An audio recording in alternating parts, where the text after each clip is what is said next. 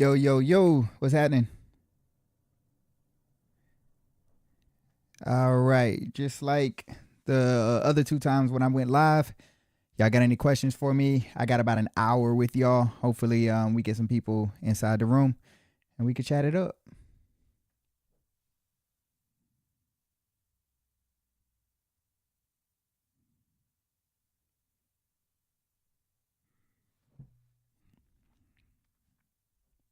I'm an open book.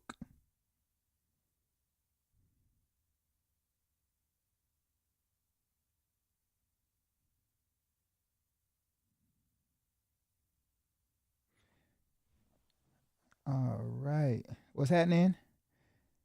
Dimitri Jones, what's going on? Tiffany, good afternoon. Brian Rivera, what's happening? Y'all got any questions for me?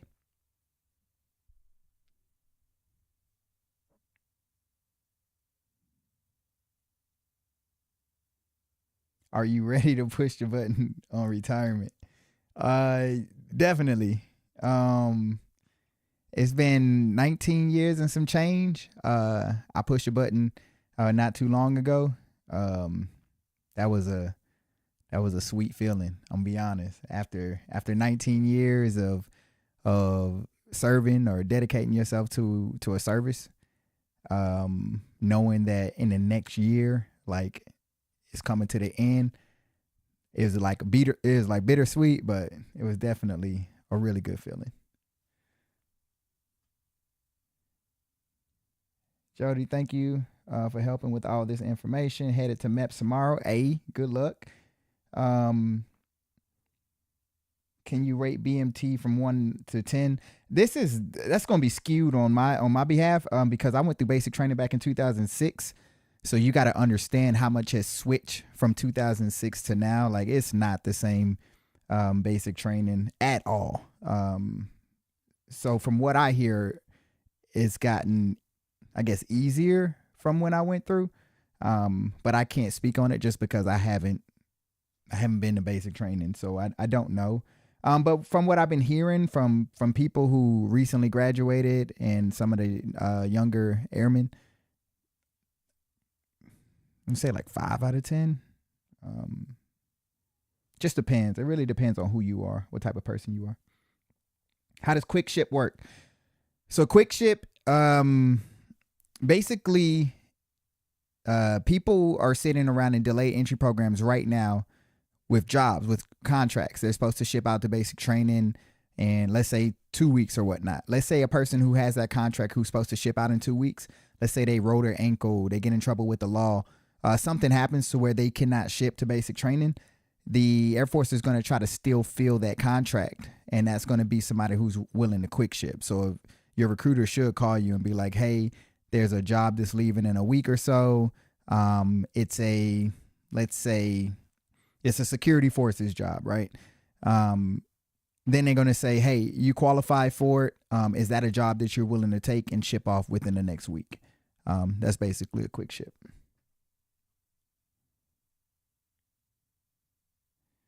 All right. Taking my ASVAB the 28th. Mad nervous. Don't be nervous. Um, you got a lot of time to study. I would definitely say study, but don't get in your head about it.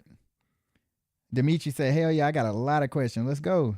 Surge Tech Bay, what's happening?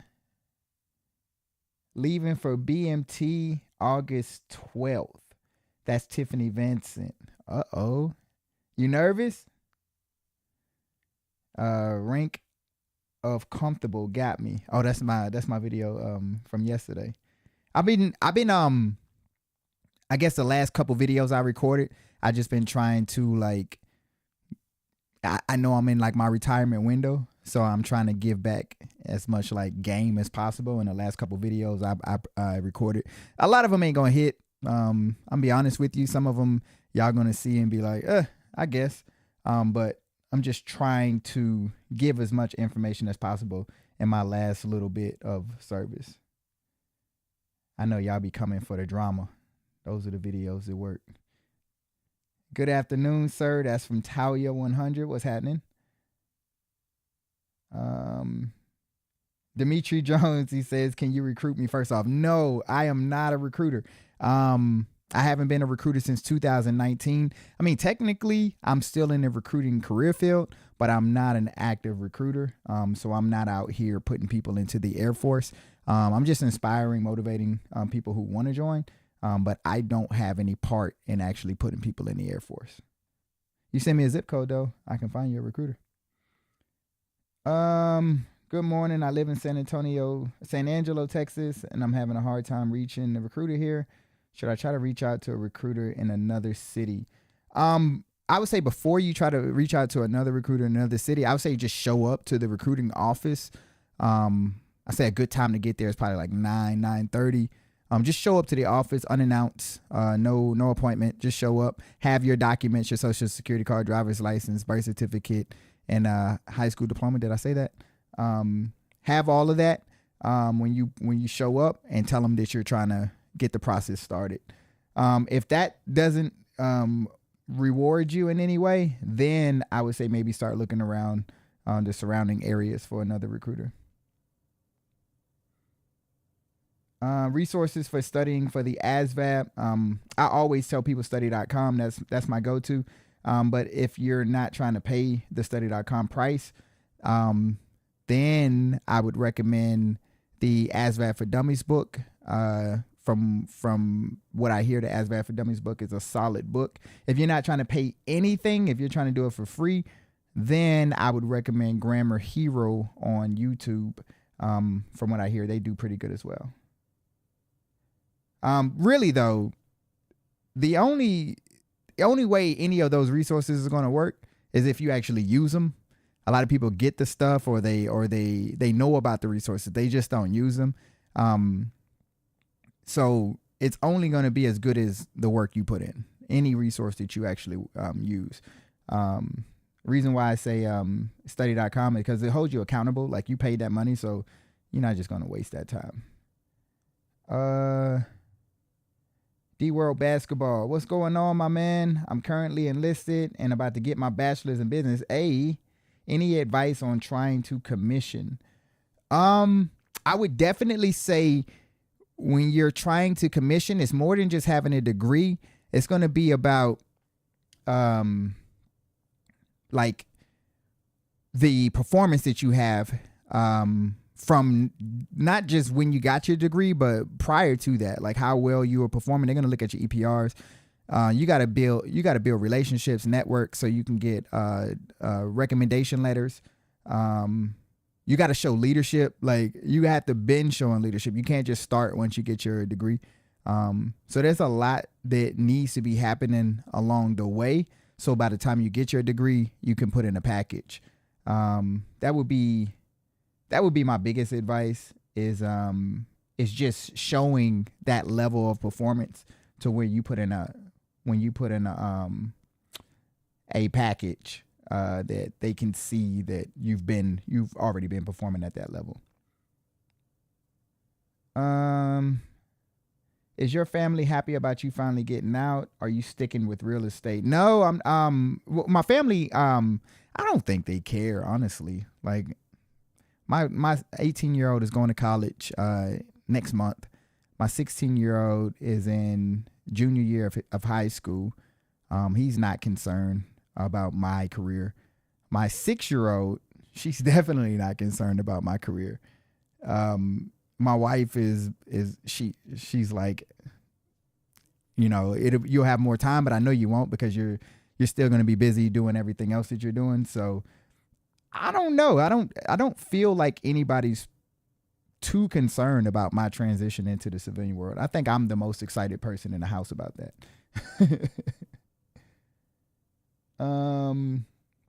And are you sticking with real estate? No. Real estate was too busy. Like, when I got my real estate license, it was really good money, but it was way too busy. Like, dealing with people, dealing with all these different homes and lenders and escrow, all that different stuff is way too busy. So I am in the business of utilizing my time in a way that I want to utilize my time. So real estate is cool, but that's not how I want to utilize my time. Yo, so am I cook trying to get in now? Quick ship my only option. Are you referring to the video I made where I say the Air Force recruiting is slowing down? If that's the case, no. They're still recruiting. They're just moving slow. But from what I hear, next fiscal year, October 1st of 2025, they're supposed to start picking back up, from what I hear. So if they can't get you in now, if you feel like it's too slow motion for you now, try in October 1st, 2025.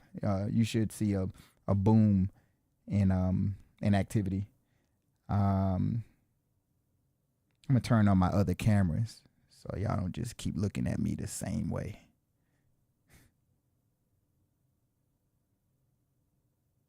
All right.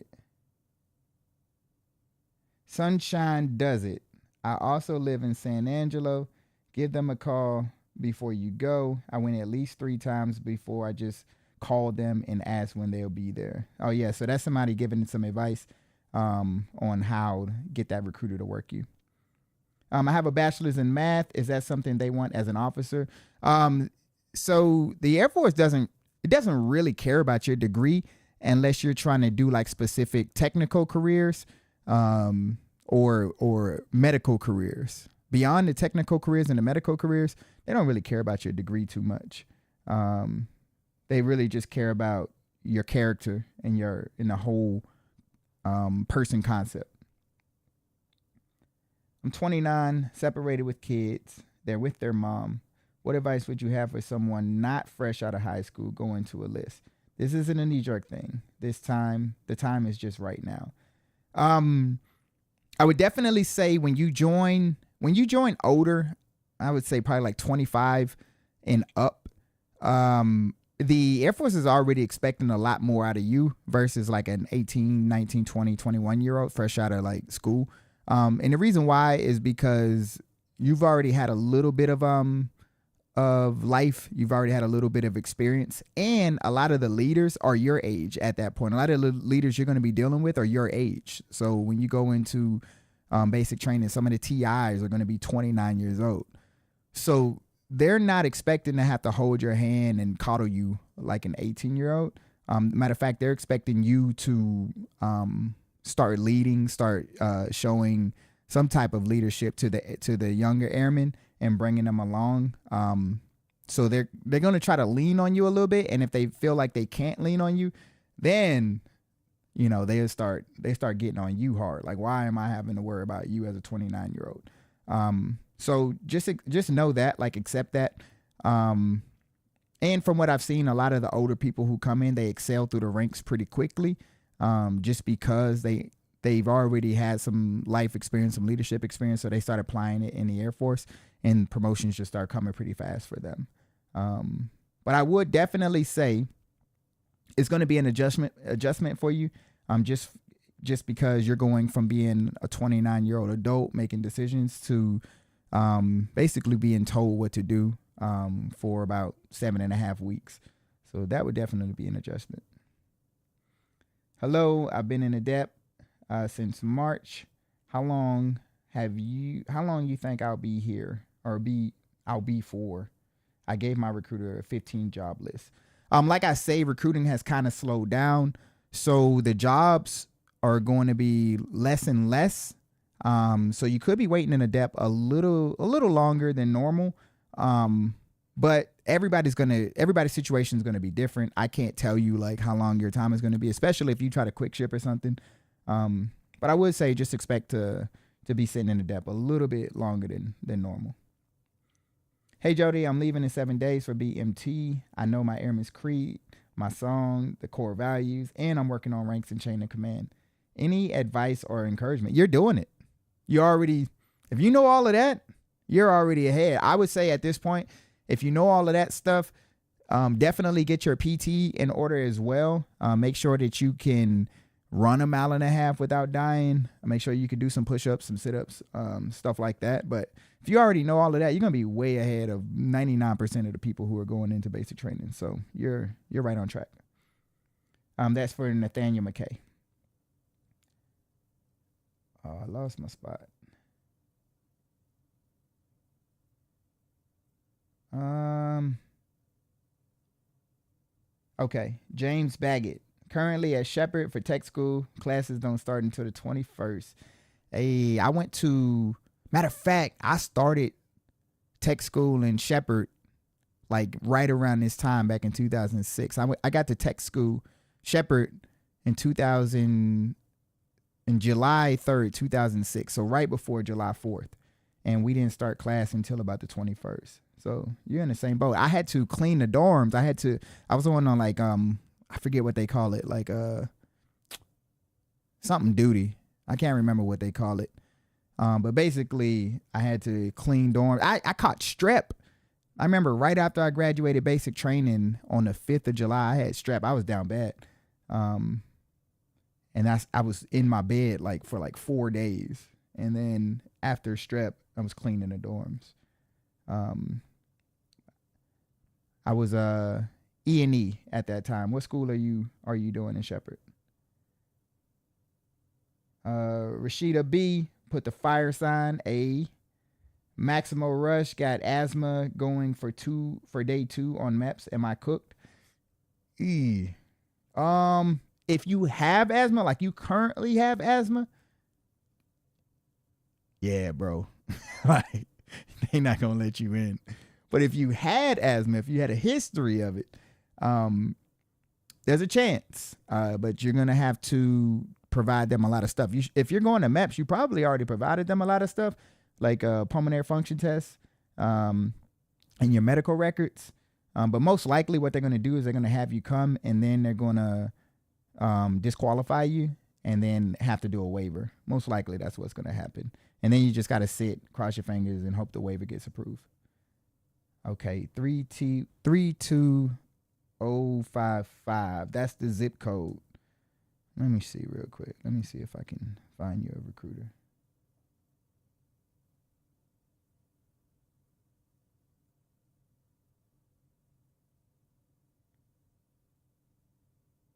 Three, 22055.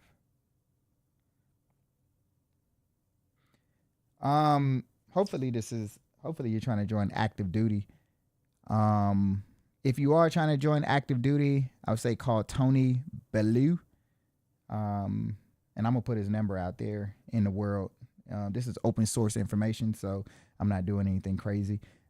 This is a official recruiting phone number, and it's for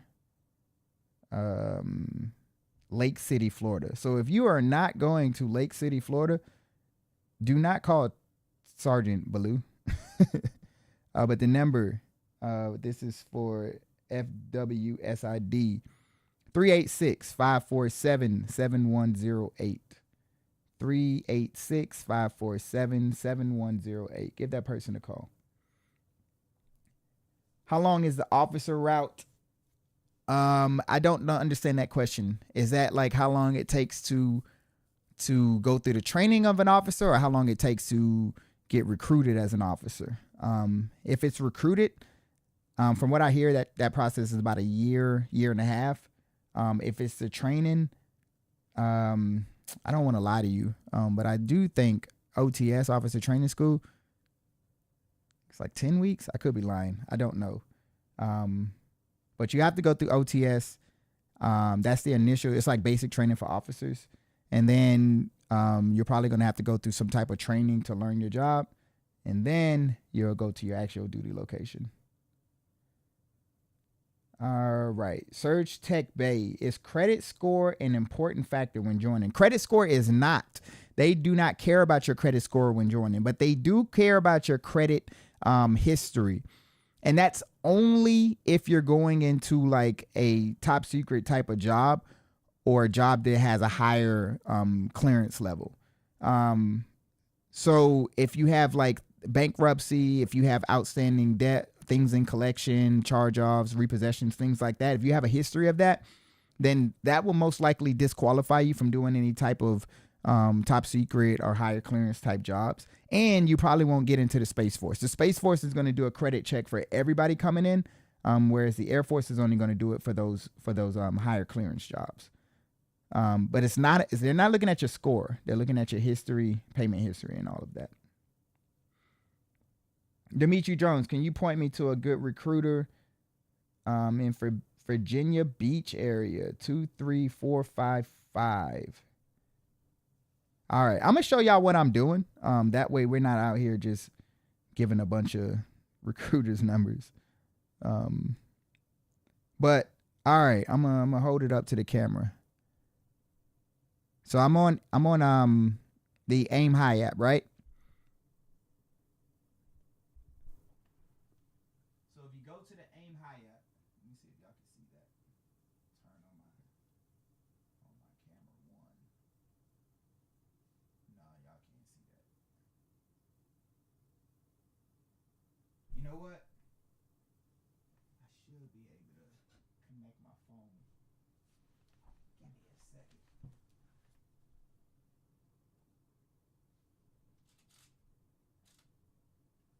Y'all give me a sec.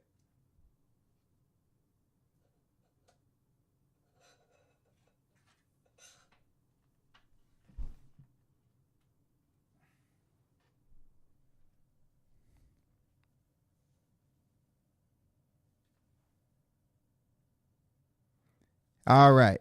So I'm on the Aim High app. Matter of fact, I'll go back so y'all can see. I'm gonna go to the home page.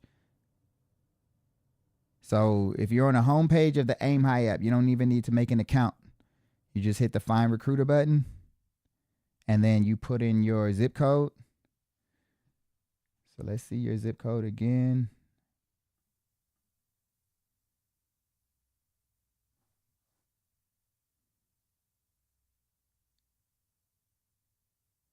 I lost you. Oh, 223-455. And then you hit search, and it'll bring up all the recruiters in your area, active duty. It'll bring up like the health professionals if you're trying to become like a medical officer, line officer. They got special warfare, ROTC. They got the Air Force Reserve. They have the Air National Guard. They got all of that. So if you're looking for a recruiter, that would be the best way to find one is through the Aim High app. That way we don't do this 100 times. Okay.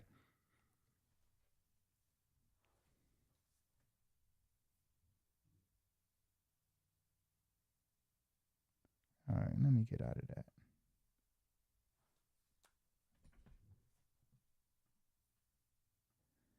All right.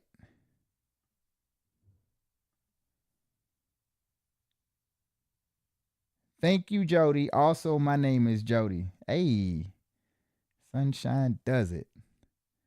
I take my ASVAB tomorrow. Any last minute tips?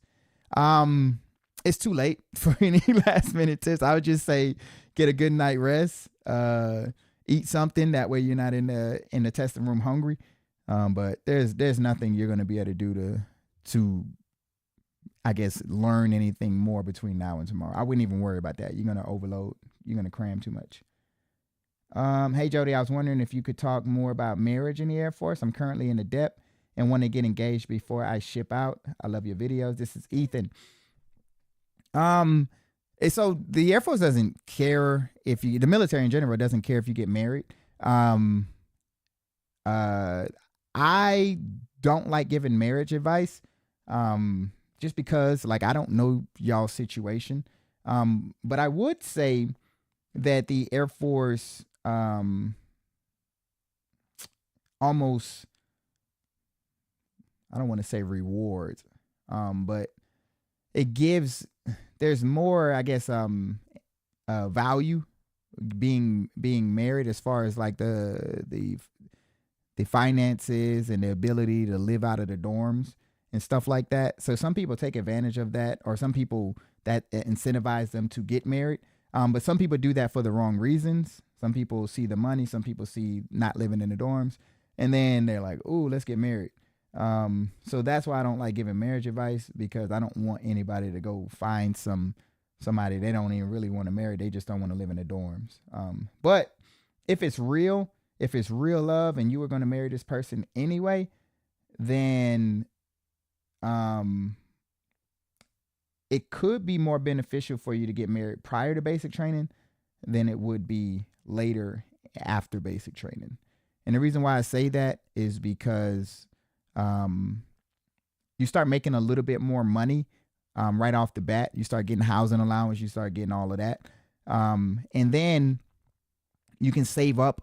You can save up a pretty good stash of money. So that way, by the time you finish tech school, by the time you finish basic training, you have enough money to get yourself a place, you and your spouse a place, be able to furnish the place, have some money to put furniture in there, and have that kind of cushion for any expenses that you didn't think about prior to getting that place. So there will be the benefit for that. But make sure that this person is somebody you really want to marry. For sure, for sure. Thoughts on prior service bullets for next FY? Oh, billets.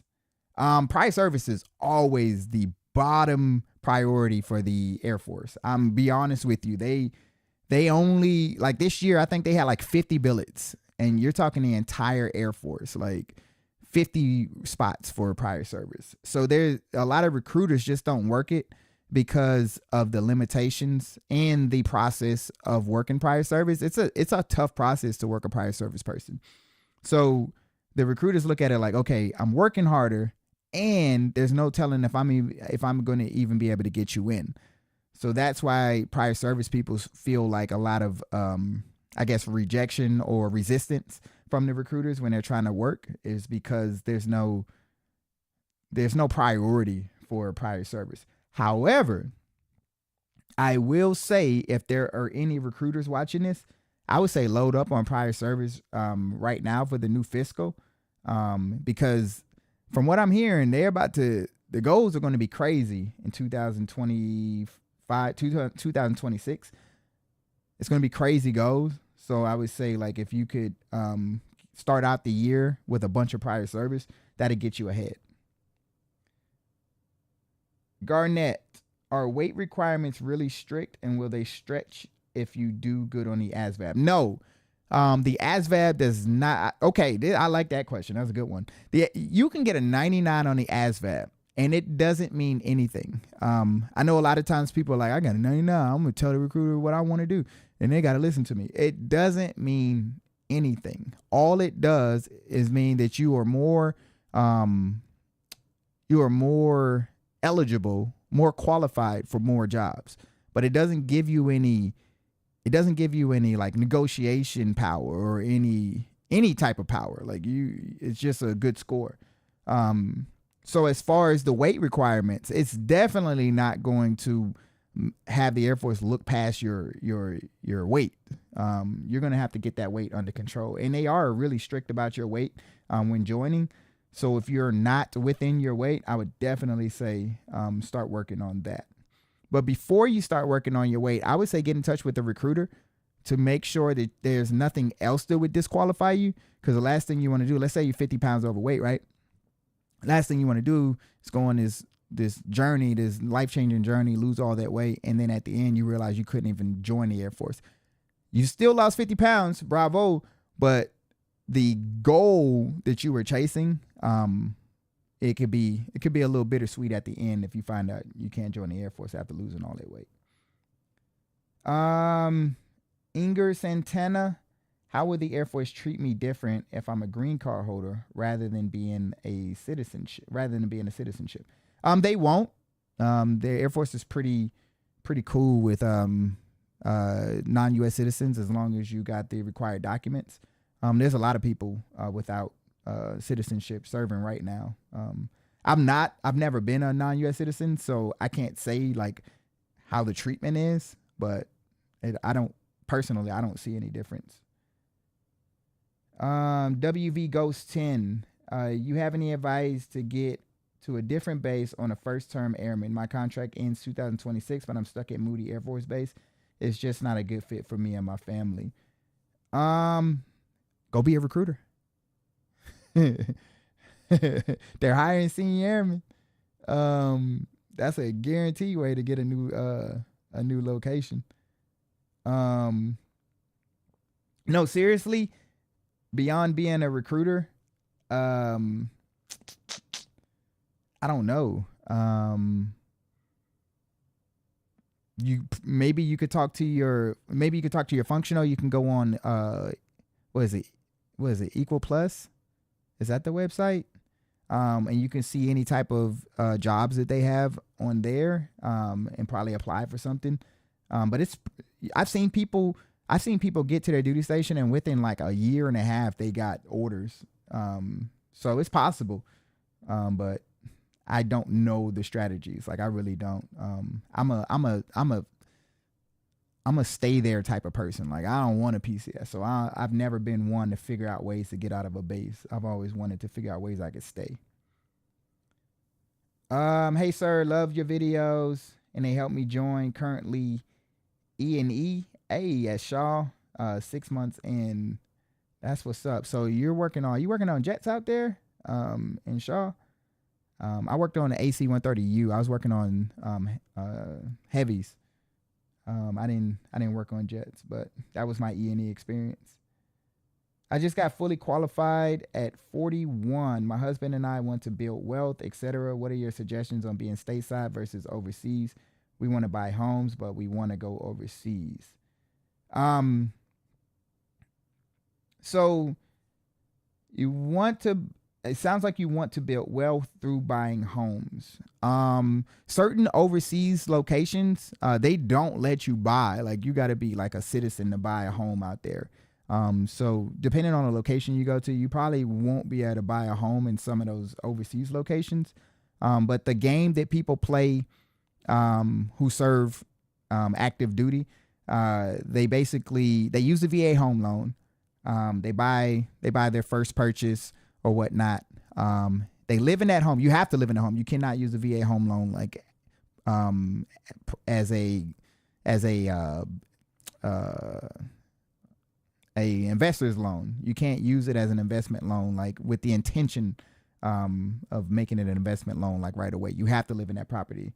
So what they do is they live in the property, and then when they get orders, they turn that property into a rental. They find a tenant, they put a tenant into that property, and then they repeat the process every PCS that they do.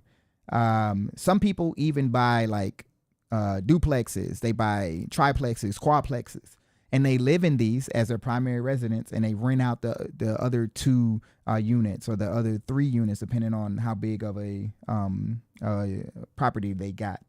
And then they earn while they're living at their current duty location. So it's a lot of different ways to play. I would definitely say get smart about it. If you're trying to do it, I would say read up on it. And I would even recommend getting like a real estate agent whose primary focus is investments.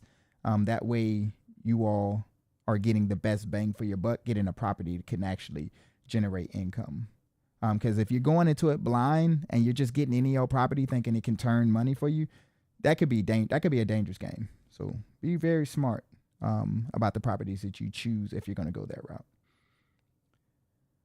All right, James Baggett, I graduated June 26th, and your pointers helped into dovetail on joining older. I'm 39, and so far it's going smoothly. Hey, I see a lot of older people joining lately, and a lot of them say that it's been pretty smooth for them. Like I can't speak on it personally, but I've been seeing a lot of people join older. It's been trending. Can Air National Guard go ROTC? Like as an Air National Guard member, can you serve in ROTC? I've heard mixed stories on this. So whatever I say, it's not going to be true and accurate. But I've heard yes and I've heard no. So I would say talk to an ROTC coordinator and then see what they can do. If the way I think would happen is that they would make you discharge from the guard in order to take that ROTC position. That's the way I would see it, but I'm just talking out the side of my neck. All right, Redichez. Hopefully I got that right. I want to do cybersecurity. I recently graduated and competed in cybersecurity Sentinel competition for the Department of Defense. I would say getting into a cybersecurity job in the Air Force or Space Force is pretty difficult. But if you have any type of certifications, you can make that pretty easy. If you got some type of certification, Sec Plus, there's a lot of them. I don't know them all. The CISP, whatever. If you got those certifications, they can roll you right into a cybersecurity job. But if you're coming in with no certifications and you just want to go into cybersecurity, that's where it gets hard because a lot of people want cybersecurity. So you're playing the game just like everybody else at that point. Larry Legend, what's good, Jody? I've been watching your videos for years, and I have a couple questions that might help people like me that's going through the same thing for enlightenment. I'm 39, struggling with the ASVAB, finally making the right steps, but I really want to join the Air Force, but the Navy is only answering back to me. Any advice for the Air Force attention? Yeah, this sucks. Like I've spoke on this before. I try to make y'all understand, like, the Air Force has the smallest amount of recruiters compared to all the other branches. Whereas the other branches may have 3 recruiters to the Air Force's 1. So the Air Force recruiters are spread pretty thin. They're doing a job that other branches takes 3 or 4 people to do. So that means that they're hard to find because they still got to go out to the schools. They got to go out into their communities. They got to do all of that stuff to make presence. And then they still got to put people into the Air Force as well.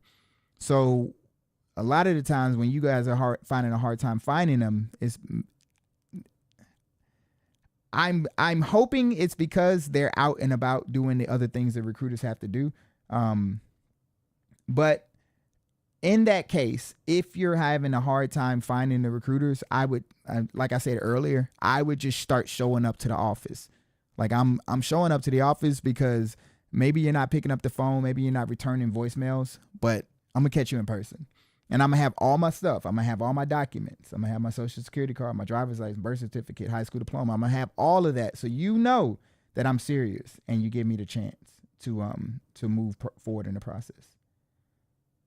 Anti-XX, 29 years old in debt right now, and that helps a lot. A Chosen Son 77, do recruiting pick up during the war times? Is it easier for people to enlist?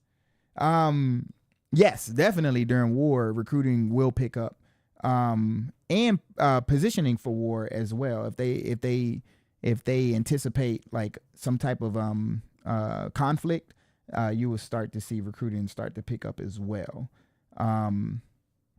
So definitely, and then when wartime comes, is it easier to enlist? Like, you mean like, are they going to start pulling back on some of the standards that they normally don't allow? That I don't know. I never recruited during wartime, so I don't know. But I guess it's not it makes sense. Like, if we need more people to join, they may start pulling back on some. But like I say, I don't know. Ali G, salute you, sir. Larry, already read that. Jeremy Larson, good morning, Jody. 23-year-old male, currently halfway through the electrical apprenticeship here in San Diego. Trades unstable lately and really considering the Air Force. Any advice or tips? I would definitely say do it. If the electrical apprenticeship, if that's not solid, like I feel like those trades are pretty solid choices. You're saying it's unstable. If you feel like it is, the Air Force gives you 4 to 6 years of stability. The military in general, not just the Air Force, gives you 4 to 6 years of stability. They teach you the trades. They pay you. There's a lot of stuff, a lot of good. I always tell people, like, a lot of people join for a job. They like, I want this job. But what's more important about like the joining, like at least in the Air Force, like my experience, more important than your job skills is the leadership skills, the conflict management skills, the working under pressure, working under a stressful environment. Like those skills are way more important than any job skills you're going to get from the military. So when people say they're joining for job skills, I always find that weird, like, because it doesn't matter. Like I'll take all the other skills that I got and I can do any job. Like I can go into any career field. You gotta have education to go along with it. But I can take those skills plus the education and go dominate. Like I'm not worried about the job skills so much. I'm more worried about the other things. So I would definitely say join, but the stuff you should be trying to focus on is beyond those job skills. That's the stuff that's going to set you apart when you separate. Bug 159, hello everybody. I'm kind of curious about your opinion on older guys trying to do special operations. I do hear, because I got some special operations friends. Matter of fact, my best friend is he actually is over at the schoolhouse training people at this pipeline when they come into, or the battlefield. They didn't change it so many times. They didn't change the course so many times. I forget. I don't know what they call it anymore. But he's training over there, and he says that he has noticed that there's like an expiration when it comes to age. He says like once you cross like 33, it's like really tough to get in, and it's not because you're not physically enough to do it. It's more about like the breakdown of your body. Like your body's going to go through so much, and when you start getting older, your body just can't hold up. So that's what usually gets people. But if you're like younger than 33, you're going to be a lot of grit. Like 30 years old is going to be a lot of grit, but you can make it through. I even say 33, you can make it through, but you're going to have to go through a lot of grit. Don't put any restrictions on yourself. Don't do that. Super Mobile, yo, what's happening? Mally, what's good? How do I work on my running? Any tips? I'm trying to go special warfare. That the only thing I had problems with. So I'm working on my running right now too. I'm actually doing a video right now. I'm putting together a video. Me doing my last PT test in the Air Force. The goal is that I can finish my last PT test under the basic training score that I had when I came in 19 years ago. I ran an 850 mile and a half 19 years ago, 2006. I am trying to get under that for my last PT test. It is not the same. It is not, I'm telling you right now, my body is mad at me for trying to do this. But I still got 4 months. I don't turn 40 until October. So that's 4 months, right? August, September, October. Ooh, got 3 months. So what I've been doing, you got to run slow before you can run fast. That is a very big tip. And the reason why is because when you're running slow, and what I mean is like maybe 150 beats per minute to like 165 beats per minute. If you don't have any type of watch or anything to like monitor your heart rate, then talking pace. Like I should be able to have a conversation. You want to start at that pace.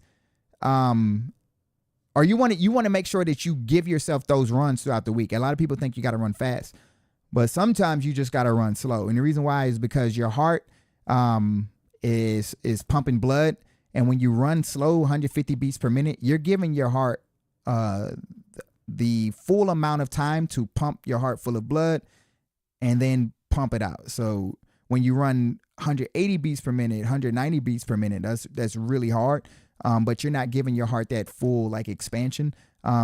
So running at 150 beats per minute gets that full expansion. It strengthens the heart, gets it stronger, allow it to expand a little bit more, be able to pump more blood.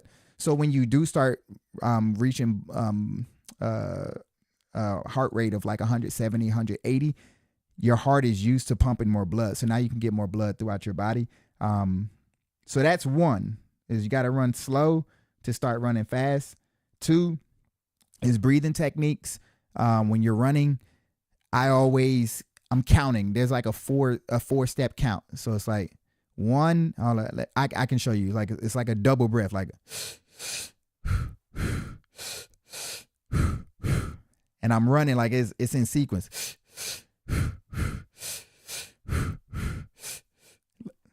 If you have like a song playing with that beat, it's really easy to stay on that breath count. But you want to have an active breathing process. If you're not active in your breathing, that's when things start getting out of whack.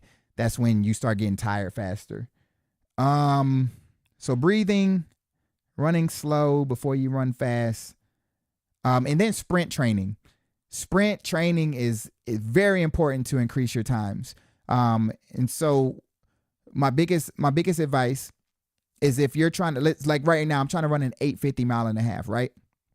So the sprint training that I'm going to be doing is running 2 laps at a time at the pace of what I need to run for an 850. So if I'm running an 850, I probably need to be running about like a 257 800 meter.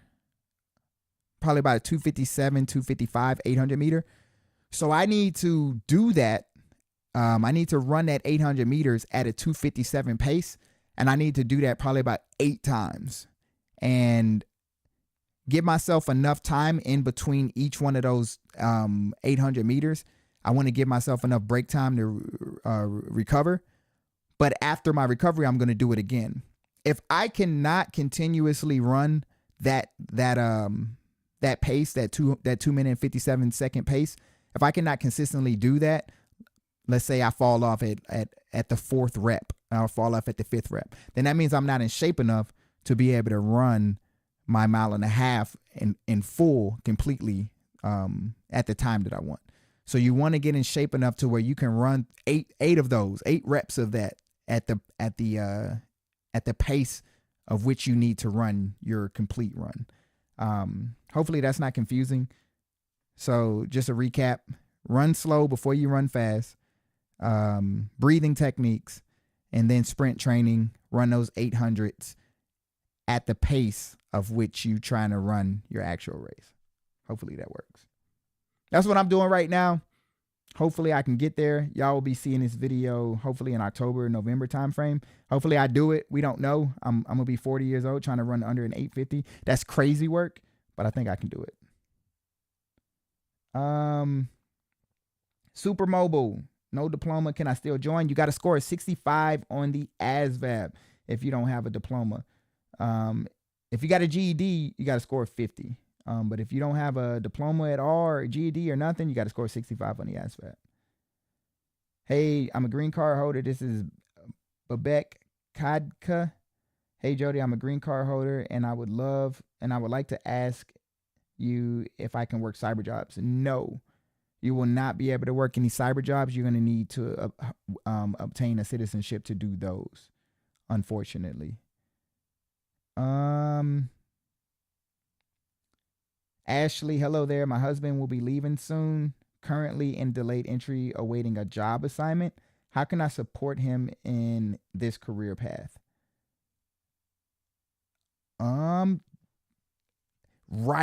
Write letters and basic training. Like, they don't really get too much communication with you all. And writing letters, like, you probably don't do that right now. Back when I was in high school, like, we wrote letters, like that was the thing. Now, because of phones, y'all just text message each other. But I grew up, we wrote letters. And if you've never had a letter written to you, it means so much. Like, you get that letter, you got to put some lipstick on your lips, kiss it, leave the little lips on there, spray it with some perfume. You send that to them in basic training, that's everything. They get those letters, write some kind words, I miss you, all of that stuff. That's going to be able to support them through basic training. After basic training, tech school, in his career, I say just be patient. People are going to be going through a lot. They're going to be learning a lot of pressure is going to be put on them. So I would definitely say just be patient, and continue to believe in your spouse. That means a lot as well. Knowing that somebody believes in them, that they can be super successful. It goes a long way. Echo 94, how goes it, Jody? It's going well. I can't complain. James Baggett, yes, details, and I'm still shaking off a respiratory infection I caught at BMT. I am a refueling crew chief in training. Hey, well, I hope you're getting better from that respiratory infection. That I know that's not a good time. Christopher Anderson, what training will cyber direct commissioning officers go through other than OTS? That I do not know. Way out of my wheelhouse. Don't even want to try to attempt that one. Going to MEPS tomorrow and Wednesday. My wife is excited for me. I'll be in depth until I can get a little bit more fit. Good luck with that. I guess I did hear about that. They're letting people into the delayed entry program who necessarily aren't within the weight requirements right now, but they're giving you a chance to get more fit. I did hear about that. Hopefully you get that shape you need. I would definitely say don't waste your time. I would say get started now. Hereditis? I don't know. 30. Oh, my cameras are going off.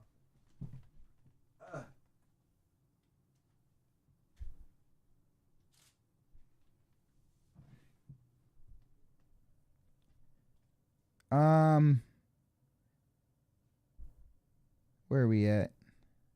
30 with a master's in engineering. Everyone says I should go officer, but the process seems too long and I would like to get in within 6 months. Do you recommend the officer process or enlisted?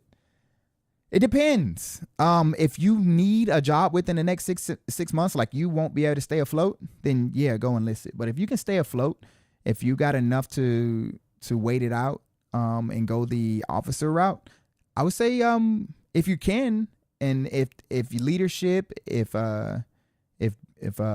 being in a more, I guess, leadership role is important to you, then go the officer route. If it's not, then go enlisted, but definitely don't just join out of impatience unless you have to, if that makes sense.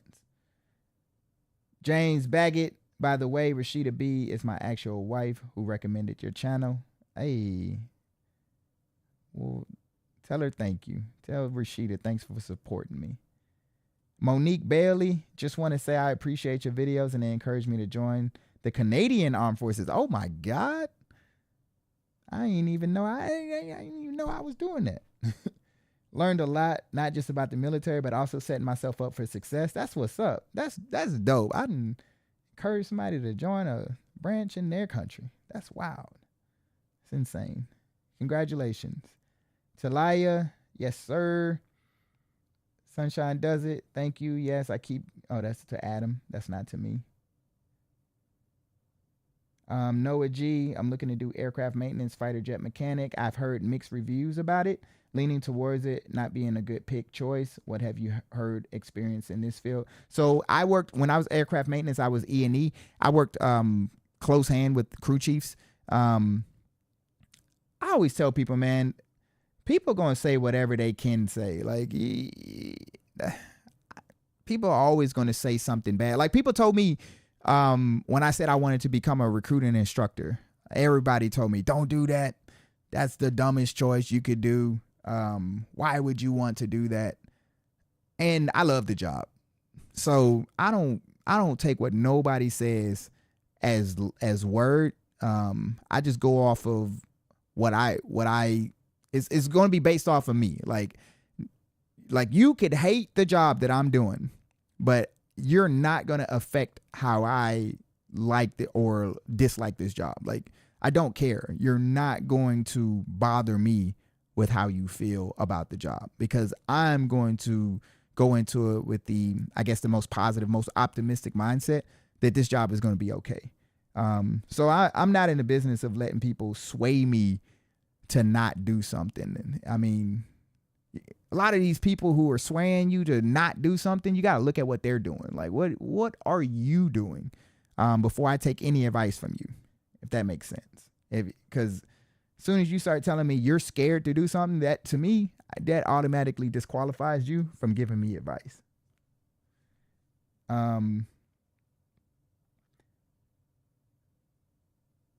I was in the process of getting a waiver for a felony when I was a minor for possession of drug paraphernalia. My recruiter has yet to give me an update. Should I get a hold of another recruiter? Ooh, if you have a waiver getting run for you and you try to ditch your recruiter and go find another one, you are probably not going to join. You got to stick that out with that recruiter. Because as soon as you try to go find another recruiter, they're going to see that you're working with a recruiter. And they're going to be like, hey, like, why are you trying to leave this recruiter? So then they're going to call your current recruiter and be like, hey, such and such is reaching out to me. And when they find out that you did, they're going to be like, the audacity. And then nobody's going to work you. So you got to be patient. I would say call your recruiter and figure out what the process is. Just be patient with that. That's for Oscar Quintana. Vulcan, do you know if re-enlistment codes transfer branch to branch? If not, could you give a little explanation for prior enlisted?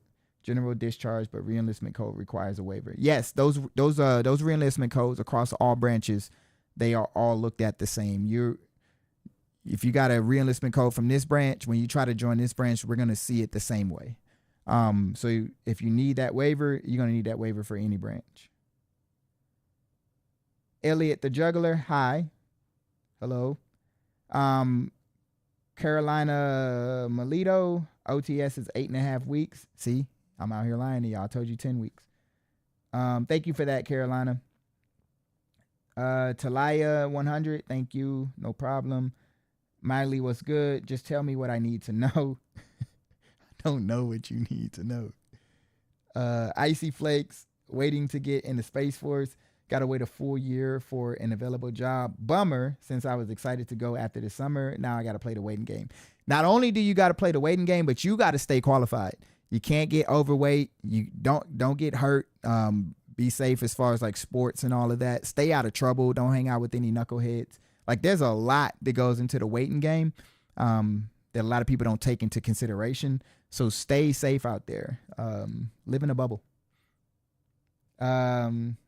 Noah Claghorn, I'm attempting to go to the officer route, and I've been unemployed for about a year because I've been taking care of my grandmother while my parents are at work. They retire in September.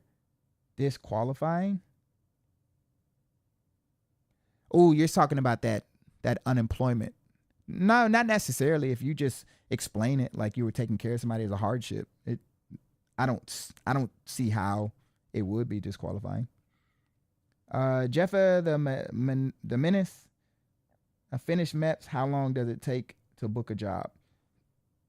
In these times, job timelines are a little bit more delayed. So I'll say anywhere between 3 to 6 months. You might be waiting for a job, give or take. Jacob Rivera, Jody, what's up, man? Big thanks for your videos. Old and new, took the ASVAB, got a 70. Hey, that's what's up. That's a good score, man. I know your recruiter's like, hell yeah. Arbery, sup, from the Netherlands. Planning on joining the Dutch Air Force, but still enjoy watching your video. That's 2. Canada, Dutch. Yo, I didn't even know my stuff was making it out there. That's what's up. MEPS tomorrow at 25. That's Echo 94. Good luck. You're going to fail. Miley, what's good? You're going to fail. Who? Don't do that. Who are you talking to, Miley? Talaya 100. Is it faster to recruit than commission, or just go straight to the officer recruiter?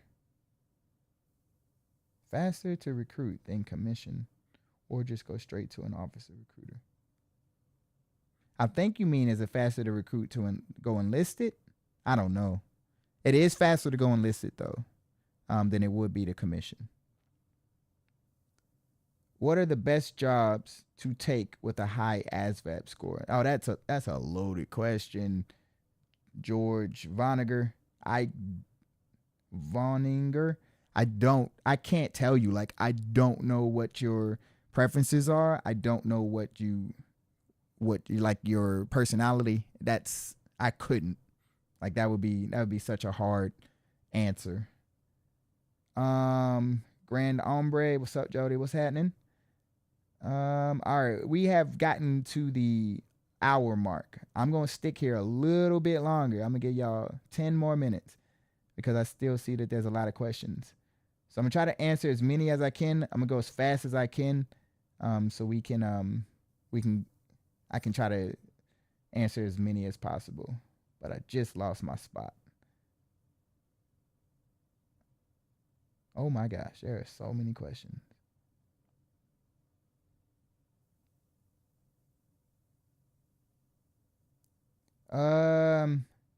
Is it hard to get accompanied orders? I'm married and have 2 kids. We all want to go overseas. What happens if I don't get accompanied orders? There are certain duty locations that you just can't. They won't give you accompanied orders, but there's not many. I had a video. I think it was there's a video on my channel. It's like being married or something like that. I don't know the title, but in the description box, I had a link to the bases that you can't get unaccompanied orders to. I don't know if that link is still active, but if it is, you can find out the bases that will not allow accompanied orders, and that can help you. Astratios Khan, hey, I appreciate all that you do. I'm sure you hear this a lot, but you're the reason I decided to join. Went to basic in February and finished tech school in May. I rank up next week. Hey, that's what's up. I'm glad I can help, man. I see a lot of you all in the hallway, like as I'm doing my job, who come up to me and say like I'm the reason why you joined. It's really nerve-wracking for me. I'll be honest, like when people come up to me and say that. But I do understand that some of you are joining because you watch my videos. It's just a lot of pressure on me, man. Like that's so much pressure. But I do appreciate it, man. And I'm wishing you success on your journey as you go. King JT, hey Mr. Jody, I'm a huge fan off your channel. Would love to collab one day. King JT, what you doing, man? What you got a channel? I'm gonna have to check you out. Are you in the Air Force? Are you? I'm gonna have to check you out. I'm trying to go look at your profile right now, but it's not letting me. It's just giving me an option to report you. We don't want to do that. So I guess after this live, I'll go check your channel out and see what you got going on. Okay.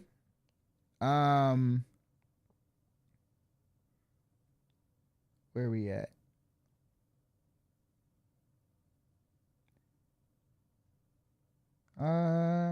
Leah Digic, just tuning in. Sorry if this is a repeat. Will I be required to have a roommate living on base?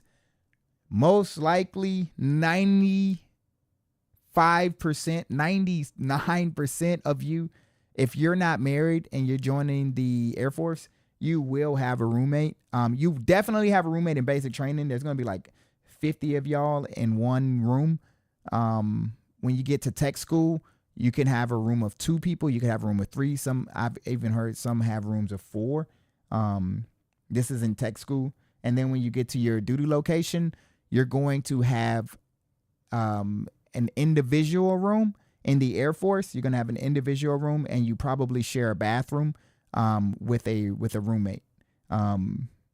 There are some locations, so I've heard, like overseas, where even when you get to your duty location, you're still sharing a room. I don't know what those locations are, but I have heard that there are some where you could potentially share an actual room.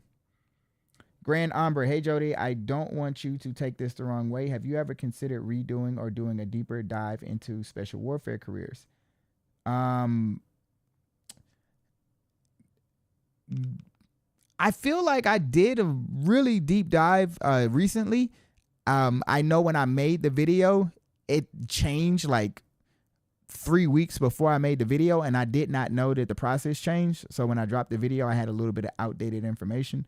But I put it in the comments, I put a comment and I pinned it, the changes, but I still feel like that video I made is pretty solid. I even ran it through some of the special warfare community, and they said that's a solid video. So I would say you could trust that. King of Zerchers, what's going on, Jody? I hope all is well. Yes, sir.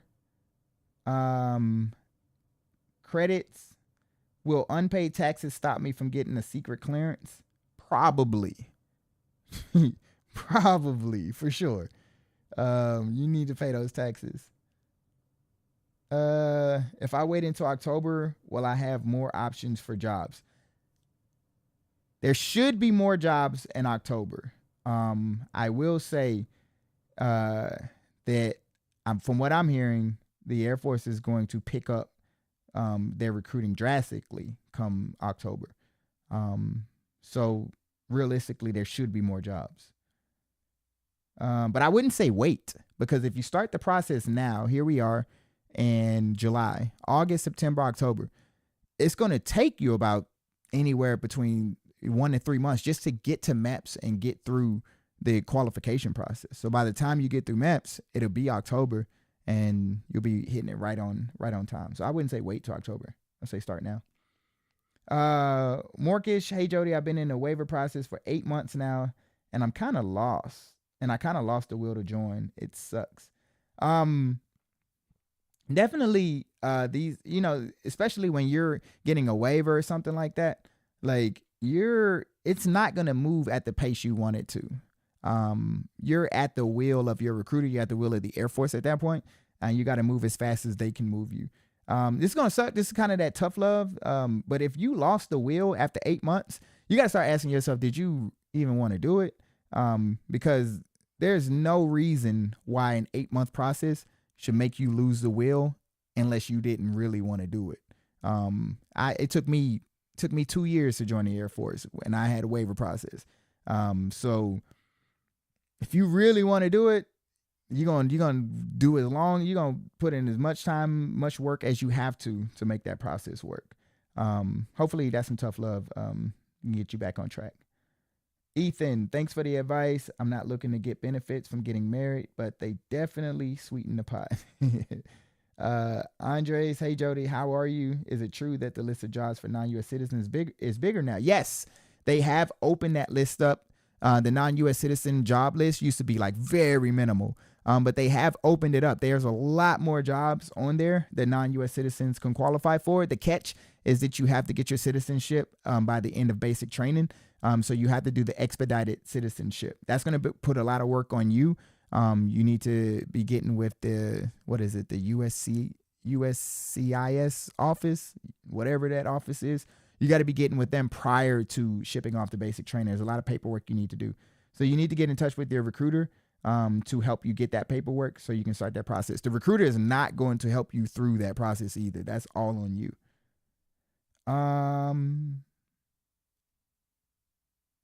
My AFQT 74, mechanical 53, admin 78, general 70, electrical 73. If I wait until October, will I have more options? Recruiters telling me to do security forces or maintenance. They're going to be telling you to do that in October too. I tell you this, anytime you join the Air Force, no matter what time of the year it is, the recruiter's going to be telling you to do security forces or maintenance. Why? Because those are the biggest career fields in the Air Force. So if you go to Walmart, most likely, I've never worked at Walmart, but I would say that the biggest careers there are probably stocking shelves. So they're probably going to be like, hey, we need you to stock shelves. Just because that's their biggest requirements for working at that job. So security forces and maintenance are the biggest requirements for the Air Force. So no matter what time of the year, that's what the recruiters are going to be telling y'all to do. No matter October comes, we got more jobs. No matter how good your ASVAB scores are, the recruiters are going to be telling y'all to do security forces and maintenance. And that's because they're trying to satisfy the Air Force's needs. And that's what it is security forces and maintenance. So it's not going to change. It's not going to change in October. It's not going to change next year. It's just not going to change. All right. The green mob. I failed ASVAB first time and second, which was 2 weeks ago, and now I need to take a confirmation test. Any advice? So the confirmation test is because you did 20 points higher. If you have to take a confirmation test for an ASVAB, it's because you scored 20 points higher than the first time you took it. So it basically says, hey, you scored way too high. Like you scored way more than you should have. So we need to confirm that there wasn't any funny business going on. So all it is just going to be a test that is asking you the same questions or some of the same questions that you answered on the second one to see if you can get them right again. That's all it is. All right, this is going to be my last question. Let me find a good one.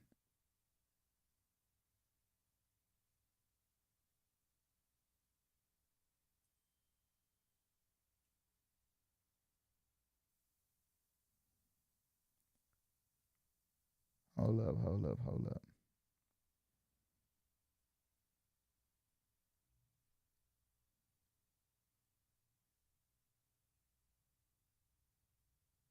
Oh, okay. AJ Burst, boss man, how you living? I'm at year 17. I need a video about retirement and a timeline with Skill Bridge.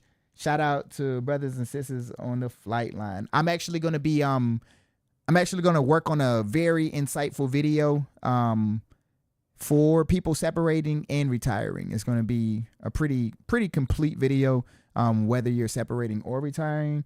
As far as timelines, as far as what you need to be doing to set yourself up for the after. I'm gonna be working on that. It's probably in the next 2 to 3 months. I should be releasing that, and it should be like the go-to video for those of you who are separating or retiring. As far as Skill Bridge, as far as your benefits, as far as getting your disability, all of that stuff.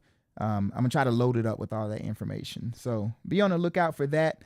I know that there's a ton more questions in here, but y'all, we'll be here all day. So I told y'all when I did my first live that I wanted to do this like every 2 weeks, and I just realized I bit off more than I can chew. So I don't know the next time I'm gonna go live, but hopefully it's soon. I can get on here and answer some more of y'all's questions. But like I always say, I hope this video brought value to you. Stay beautiful, stay classy. Till next time, check me out.